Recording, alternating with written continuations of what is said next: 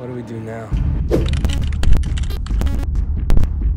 When Ubisoft birthed Splinter Cell Conviction from its bloody loins in 2010, we got a different take on a very beloved franchise. This new game often emphasized combat instead of stealth, and apparently somebody liked it. It wasn't me. It's like they're not even trying. So 3 years later, they followed it up with Splinter Cell Blacklist. Knowing that they brought forward the combat-focused mechanics from Conviction into this new game, and on top of that, had the nerve to completely rework Sam Fisher, I decided I would keep my distance. Fool me once, Ubisoft, shame on you. Fool me twice, that ain't gonna happen. But when faced with the opportunity of buying it at a heavy discount, many months later, I decided to roll the dice and give it a try. And my mind was blown. I started having flashbacks to XCOM Enemy Unknown, which is awesome, by the way. I was in this living menu with upgrades I could purchase for the ship, and doing so would give me actual gameplay benefits. Then Grim starts talking to me and asking me what our best course of action should be. What? I couldn't believe it. A branching campaign where my decisions affect the game and lead to actual consequences. What's our move, Sam? No. She was playing me, buttering me up as if I was about to make a pivotal decision. Turns out that decision is whether to play the mission now or do nothing. Yes, as much as those few hopeful seconds led me to believe there are no real story choices in Blacklist. Only lethal or non-lethal. However, this is where Blacklist began its crusade against the Scourge, also known as Splinter Cell Conviction. I know he was old and angry in Conviction, and it was supposed to be a different take, but really, everything Sam did was lethal. He hated everyone, murdered indiscriminately, even his hand-to-hand takedowns involved shooting them. In Blacklist, you're almost always in control of your lethality, and you can play almost the entire campaign without killing a soul. I said almost. Meet the new Sam. He's likable, he watched The Dark Knight. Siddiq's plan. Talk.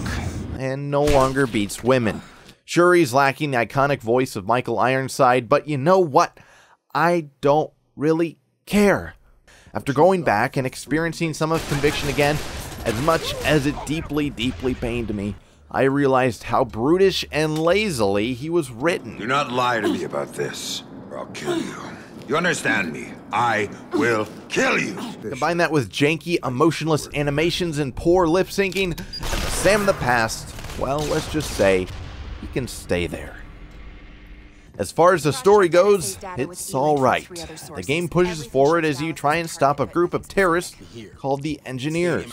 They plan to systematically execute attacks on America unless the president orders all American troops off foreign soil. The story of the Engineers showed real signs of life. I thought it would be pretty intriguing, but ultimately it just falls to the wayside in favor of moment-to-moment gameplay, as it should. I never found Sam's stories of espionage and dead daughters very intriguing, and I'm okay with that. I play Splinter Cell for the gameplay, and Blacklist does not disappoint.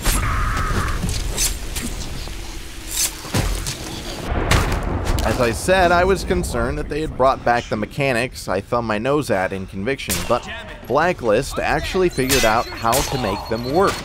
In the last game, executes were given out like candy, and much like candy, they were devoid of any nutritional value. And too many made my tummy hurt. Blacklist treats executes as a more defensive measure to be saved for emergencies or tricky situations. This is due to their higher scarcity and the fact that many enemies are donning helmets, which must be shot off before doming them. These safety-conscious terrorists, combined with a plethora of other enemy types, force you into planning out your targets or path if you want to ghost through a level. Yes, you can be a ghost in Blacklist, but it's difficult. I always strive for ghostdom, but when I ultimately fail, I will resort to more intimate methods. And if those methods go south, you have ways to deal with them. Rather than reloading a checkpoint as you might in other stealth games, in Blacklist, getting spotted means you can engage in a fun third-person shooter, or even make for the shadows to evade your assailants completely. I can't think of a game that has done this better.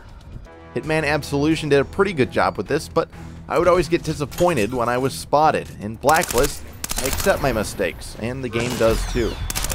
Much of the game can be played in either of these ways. It accommodates every playstyle without punishing you for the one you pick. This is where the game truly shines. Even when forced into a firefight, you have the option of remaining undetected and sneaking past the shooters, or using those intimate methods I spoke of earlier. So the gameplay is rock solid. It looks great, and they remedied the problems from Conviction. So is there a downside? Well, of course there is. The PC version occasionally crashes, and I ran into very apparent bugs when dealing with downed partners in co-op.